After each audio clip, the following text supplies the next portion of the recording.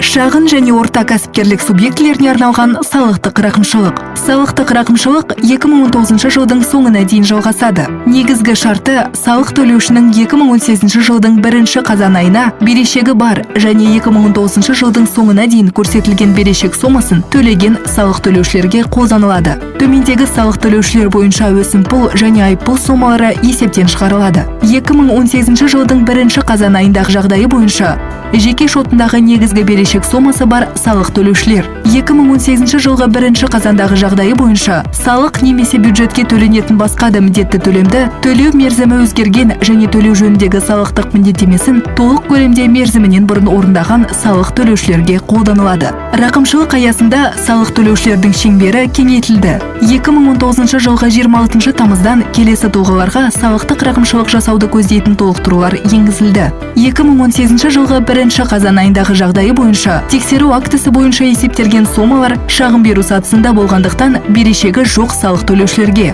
2018 жылдың 1 қазан айындағы жағдайы бойынша тексеру нәтижелері туралы хабарламаны орындау мерзімі 30 жұмыс күні жетпегендіктен берешегі жоқ салық төлеушілерге. Салық төлеушілердің алдыңғы салық кезеңдері үшін қосымша салықтық нысан ұсынуына байланысты 2018 жылдың 1 қазан айынан кейін мерзімі өткен берешегі бар салық төлеушілерге. Салық төлеушінің негізгі берешегі төленген жағдайда сол төлем түрі бойынша жеке шотындағы өсімпұл берешегі және айыппұл сомасы есептен шығарылады. Ірі салық төлеушілер, мониторингіне жататын салық төлеушілер, жер қойнауын пайдаланушылар, акцизделетін өнім өндіруді жүзеге асыратын салық төлеушілер үшін рақымшылық қолданылмайды.